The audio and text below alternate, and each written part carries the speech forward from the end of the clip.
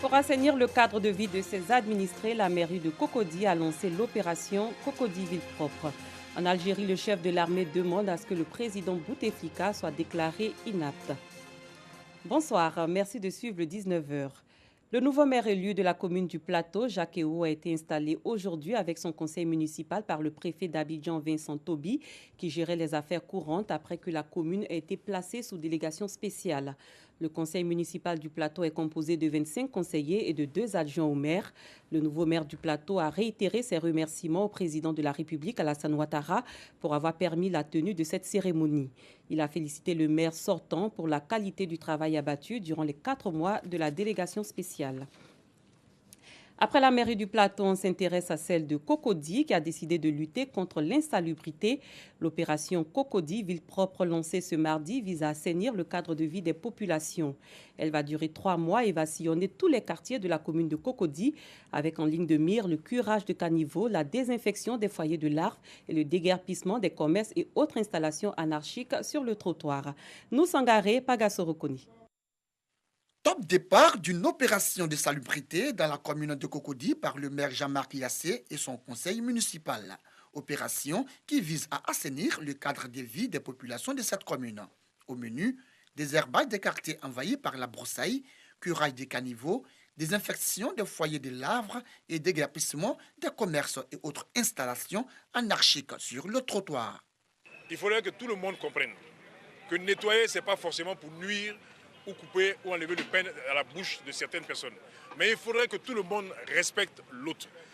Où vous ne devez pas vous installer pour vendre, pour faire du commerce, ne vous installez pas parce que nous allons casser. Nous allons casser parce que nous voulons avoir une cité où les gens peuvent se promener et marcher tranquillement. Une brigade verte est mise en place pour la réussite de l'opération. Son rôle, faire le contrôle et le suivi du bon déroulement de l'opération. Elle est déjà en place, mais on va l'amplifier. Et nous sommes en train de former les gens, en plus des gens de la brigade du ministère de la salubrité. Nous allons former aussi une équipe au niveau de chez nous et vous allez voir qu'ensemble, nous allons travailler. Démarrée ce lundi 25 mars, cette opération de salubrité va durer 3 mois. Dénommée Cocody Ville Propre, l'opération bénéficie du soutien du ministère de la Salubrité et du Développement durable. En culture, c'est parti pour la 2e édition du FESCAP, Festival des arts, des sciences et de la culture pour la promotion de la paix. Le FESCAP 2019 va se tenir les 15, 16 et 17 avril prochains. C'est une plateforme de promotion des us et coutumes du peuple Ahali, vivant dans la sous-préfecture de Brobo, dans le département de Boaké. Danse du terroir, jeux des temps anciens et découvertes de sites touristiques sont au programme. Nous Sangaré, Pagasorokoni. Et c'est reparti pour la 2e édition des FESCAP, Festival des arts, des sciences et de la culture pour la promotion de la paix. Un festival qui vise à faire la promotion des us et coutumes du peuple Ahali, peuple vivant dans la sous-préfecture de Brobo. Mieux, il s'agit de faire sortir Brobo de sa léthargie culturelle afin de booster son développement économique et social. Il y avait une nécessité d'organiser un tel festival parce que notre culture, notre patrimoine culturel est en train de mourir. Donc le festival vient pour non seulement faire renaître les arts et tout ce qu'il y a comme danse ancienne, jeux anciens, chants anciens que nous ne connaissons pas, que nos enfants ne connaissent pas. Nous voulons juste les remettre au goût du jour et les célébrer pour dire que nous sommes fiers de notre culture, à l'instar d'autres peuples qui célèbrent leur culture. Plusieurs activités au menu de cette 2e édition. Le peuple Ahali est un peuple matriarcal. Chez nous, on célèbre la femme. Donc nous allons montrer à la face du monde la plus belle fille du peuple Ahali, qu'on appelle chez nous la Tomblé. C'est la plus belle femme du peuple Ahali. Nous allons montrer ce que c'est qu'une fanfare en bois, dont les instruments sont essentiellement constitués de bois. Nous allons montrer à la face du monde la falaise du peuple Ahali, dans le canton de Brobo. Nous allons montrer le Vébaoulé, qui passe juste derrière la commune de Brobo. Nous allons montrer tout ce que nous avons comme force vive à Brobo. Au-delà de son aspect festif et culturel, ce festival se veut un creuset de paix et de cohésion entre les peuples. Au-delà de l'identité culturelle, nous voulons voir si, par la culture, on peut faire la paix. Par la culture, on peut faire la cohésion.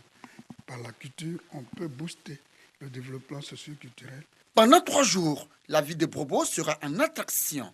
Les 15, 16 et 17 avril sont les 3 dates retenues pour ce festival qui verra la participation des 73 chefs de village. Un mot de religion, la Fédération des familles pour la paix mondiale a tenu dimanche dernier une grande cérémonie de prière pour la paix en Côte d'Ivoire. L'événement a eu lieu au Palais des Sports à Treichville. Suivez ce reportage. Dans cette salle du Palais des Sports de Treichville, assis et à l'unisson, des membres de la Fédération des familles pour la paix mondiale ont invoqué le parent céleste pour la paix, l'union et la cohésion en Côte d'Ivoire. Prier pour la paix en Côte d'Ivoire, pour la paix dans chaque famille, pour la paix dans les cœurs, pour que les uns et les autres puissent se voir comme des amis, comme des frères et sœurs et s'embrasser. L'enracinement de la paix dans le pays est aussi le vœu de la Fédération pour la paix universelle, également présente à cette rencontre de prière. Si nous voulons la paix, donc ce que j'ai compris ici, c'est que nous devons venir pour que tous nos ancêtres, bons et mauvais, nous rejoignent et que nous puissions tous, n'est-ce pas, nous mobiliser dans l'atmosphère céleste où nous sentons la présence de Dieu, pour que tous les ressentiments puissent tomber, tous les mauvaises pensées, le mauvais cœur puissent tomber, pour que nous puissions remplacer nos mauvais cœurs par le cœur céleste qui peut nous rendre capables d'agir et de vivre pour la paix.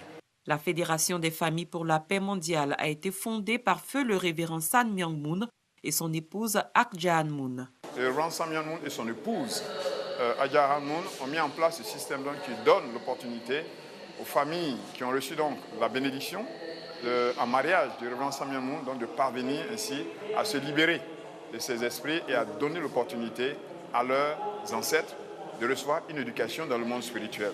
Au cours de cette cérémonie dédiée à la paix, des conférenciers ont pris la parole pour exhorter les fidèles à cultiver l'amour et l'unité, gage d'une paix durable pour toutes les nations en quête de développement. En sport football, déjà vainqueurs à l'aller, les espoirs ivoiriens ont défait le Niger par 6-1. C'était hier au stade Félix Houphouët-Boigny. Abdourahmane Samassi, Samuel Metch.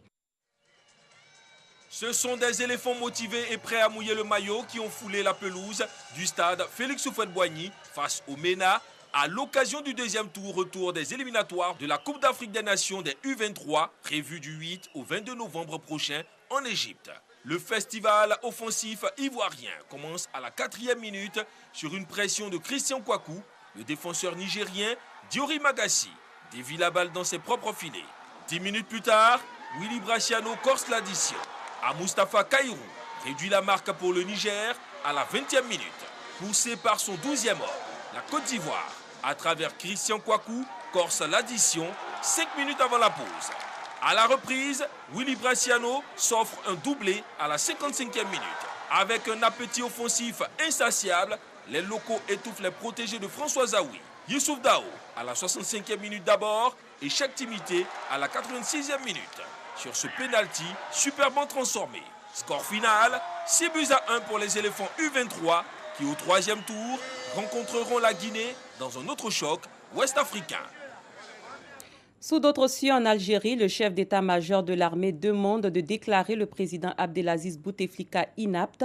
Le général Ahmed Gaïd Salah propose d'engager la procédure de l'article 102 de la Constitution, prévue dans le cas où le président de la République se trouve dans l'impossibilité totale d'exercer ses fonctions.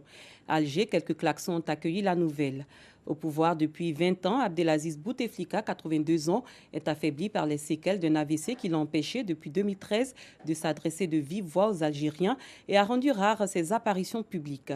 Cible depuis près d'un mois d'une contestation inédite depuis qu'il est au pouvoir, il a renoncé le 11 mars à briguer un 5e mandat tout en indiquant qu'il prolongerait son 4e mandat au-delà de son terme constitutionnel le 28 avril jusqu'à un nouveau scrutin organisé à l'issue d'un processus de révision constitutionnelle.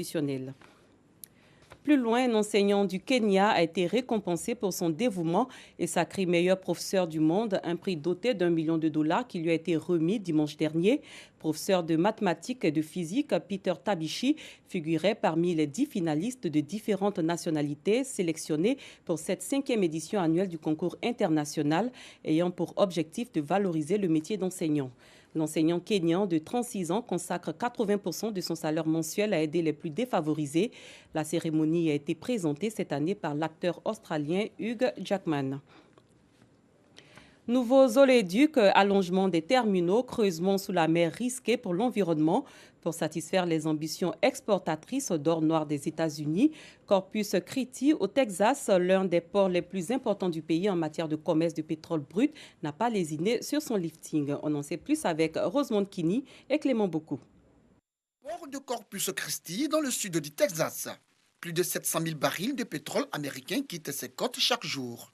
Le port est en phase de devenir le plus important du pays en termes d'exportation de brut. Les États-Unis sont désormais les premiers producteurs d'énergie au monde et leur production de pétrole continue d'augmenter. On pense pouvoir multiplier par 4 ou 5 les quantités qu'on manipule aujourd'hui. Quand vous voyez ces milliards de dollars de volume supplémentaires qui arrivent vers nous grâce aux oléoducs, c'est important de faire tout ce qui est en notre pouvoir pour nous assurer que l'infrastructure nécessaire est en place, que ça reste fluide et que le pétrole continue à être exporté vers les marchés qui en ont le plus besoin. L'enjeu principal, accueillir des navires pétroliers plus grands et surtout pouvoir les remplir au maximum jusqu'à 2 millions de barils chacun. Pour ça, il faut racler le fond de l'eau pour gagner jusqu'à 8 mètres de profondeur par endroit. Il faut faire vite. À quelques centaines de kilomètres, les travaux sont déjà en cours pour transporter encore plus d'or noir vers Corpus Christi. Le port bénéficie de sa proximité avec les 2 principaux réservoirs de pétrole du pays, mais pas seulement. Si vous regardez où se situe Corpus Christi par rapport aux eaux libres du golfe du Mexique, le port en est bien plus proche que celui de Houston, qui est à 80 km du golfe. Ça renforce l'importance de Corpus Christi parce que les navires veulent parcourir la distance la plus petite possible. Mais la montée en puissance du port ne réjouit pas tout le monde. Les habitants d'une commune à l'embouchure de la Belle ont formé un groupe opposé aux travaux. Pour eux, le projet est synonyme de pollution et de destruction de l'écosystème marin. Si vous modifiez la profondeur de ces eaux, que vous creusez encore plus, vous modifiez la turbidité de l'eau. Vous bloquez la lumière dont les différentes espèces ont besoin pour se développer et l'eau ne sera plus aussi claire, la salinité ne sera plus la même. Le risque d'une marée haute noire crée aussi l'inquiétude et le groupe soutient un projet concurrent pour accueillir les supertankers loin des côtes, mais la bataille s'annonce rude. Le président Donald Trump a encouragé le projet de développement du port et la première étape des travaux a commencé. Et pour rappel, le nouveau maire élu de la commune du Plateau, Jacques Ewo, a été installé aujourd'hui avec son conseil municipal par le préfet d'Abidjan, Vincent Toby. Vous le voyez dans les images. Vincent Toby qui gérait les affaires courantes après que la commune ait été placée sous délégation spéciale. Le conseil municipal du Plateau est composé de 25 conseillers et de 2 adjoints au maire. Le nouveau maire du Plateau a réitéré ses remerciements au président de la République, Alassane Ouattara, pour avoir permis la tenue de cette cérémonie. Il a félicité le maire sortant pour la qualité du travail abattu durant les 4 mois de la délégation spéciale. Et sachez avant de nous séparer que le Conseil régional pour la promotion et le développement de l'artisanat a été lancé récemment à l'issue d'une rencontre à Grand-Bassam. Elle a réuni des participants venus du Mali, du Ghana, de la Guinée et du Sénégal.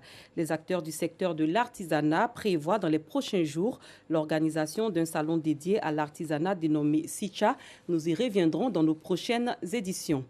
Fin de cette édition. Merci de votre aimable attention. Très bonne soirée. À très bientôt.